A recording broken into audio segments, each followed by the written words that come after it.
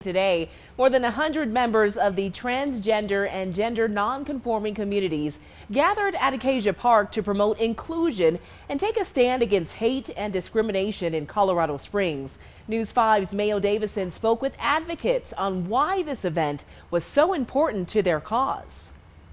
With signs and flags in hand, advocates and supporters of the transgender and gender nonconforming communities came together to send a powerful message to the Colorado Springs community. We're here. We are your friends. We are your families. We are your coworkers. We may have different experiences of gender and the way that we've been assigned gender and the way that we experience our gender now, but we're still people. The second annual Trans Visibility March drew over 100 to help raise awareness of transgender issues and increase visibility. Organizers say these conversations don't typically happen in Colorado Springs, and it was important to bring attention to them. For us just to be in the public space and say, hey, these are the things we're going through. Yes, you have a trans community here, the non-binary community here.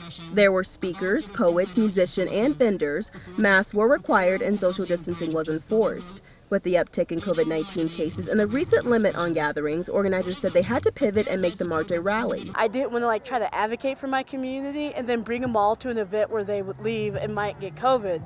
And we couldn't figure out a way to march safely 6 feet distant. The Colorado Springs indigenous community attended the event.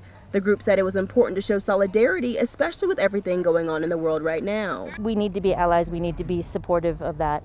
And in most indigenous cultures, we don't use pronouns, so everything is already non-gender. Organizers say the event was twice the size of last year.